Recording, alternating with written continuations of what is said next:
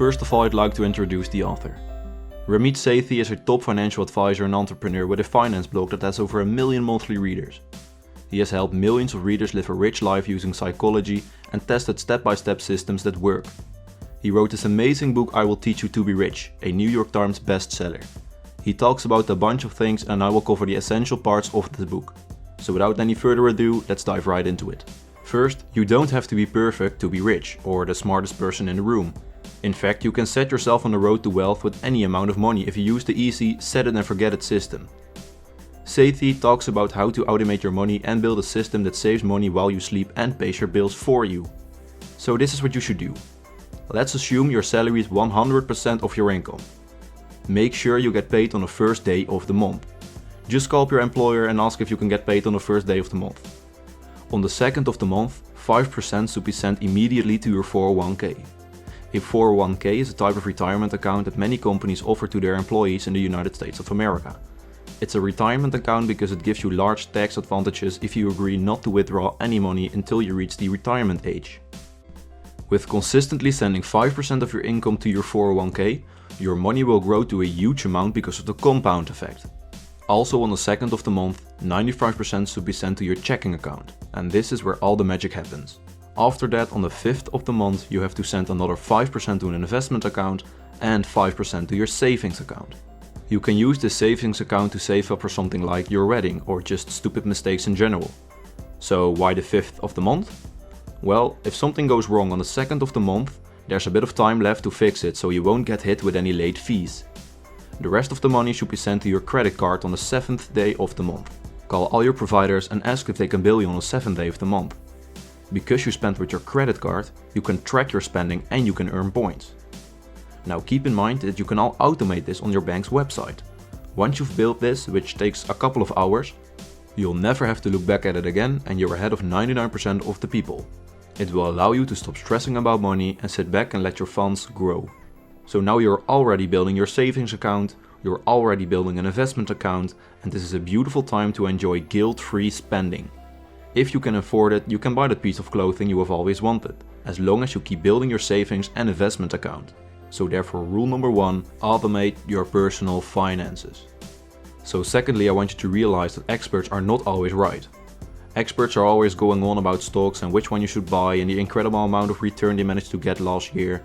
Guys, you cannot pick reliable stocks that will outperform the market over the long term. It doesn't matter what return someone managed to get last year. It matters what they can consistently get over the long term. Not one expert can consistently predict how funds or stocks will perform in the market over time. Daniel Solin, author of the smartest investment book you'll ever read, describes some research which revealed that 47 out of 50 advisory firms persistently advised investors on shares in companies right up until the date they filed for bankruptcy. Therefore, bypass expertise and opt for the simplest path to investing. Picture an investment pyramid with options that represent your choices for different investments. At the bottom is the most basic level where you can invest in stocks and bonds or just hold your money in cash. Above them are index funds and mutual funds, and finally at the top of the pyramid are life cycle funds. So what most people do is they go all in on one of these 3 layers. They will put all their money in a single stock or in a single mutual fund. However, you need to own a little of all of them. This is called diversifying, and it essentially means digging into each layer.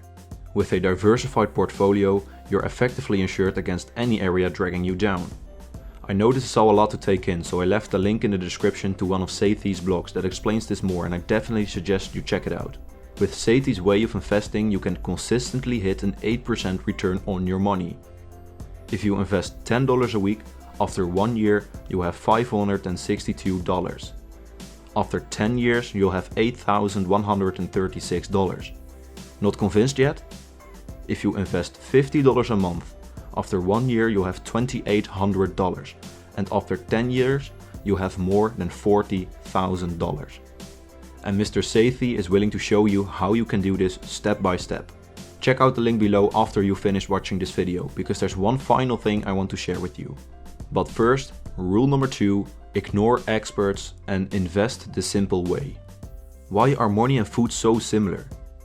When it comes to food, we don't track calorie intake, We eat more than we know, and we debate about calories, diets and workouts. When it comes to personal finance, we don't track spending, we spend more than we realize or admit, and we debate about interest, rates and hot stocks. You see the similarities? When it comes to money, most of us fall in one of two camps. We either ignore it and feel guilty, or we obsess over the financial details by arguing interest rates and geopolitical risks without taking action. Both options yield the same results: none. The truth is, the vast majority of young people don't need a financial advisor to help them get rich.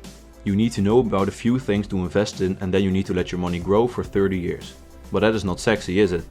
Would you rather be sexy or would you rather be rich? Instead, we watch shows with talking heads who make endless predictions about the economy and this year's hottest stock, without ever being held accountable for their picks, which are wrong most of the time. And we even believe them. I'd say 99% of the people debate about the small things and talk a whole lot, but they forget one incredibly important part. And that is taking action on those words. What does rich mean to you? And I'm serious. What does rich mean to you? Before you can be rich, you need to figure out what rich means to you. And this can be anything, but you have to decide this for yourself first. For some it will mean being able to support their families and do nice things with them without having to care about money. And for some it can mean buying a sports car. What does rich mean to you? I'd suggest you write down in 4 to 5 sentences and then figure out what you need to do in order to achieve that goal.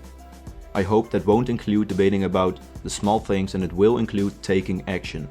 So once again, would you rather be sexy or would you rather be rich? I will give you the answer in the third and last rule. Don't be sexy, be rich. To summarize, automate your personal finances. Ignore experts and invest the simple way, and don't be sexy, be rich. Thank you for watching, and as always, keep reading as much as you can.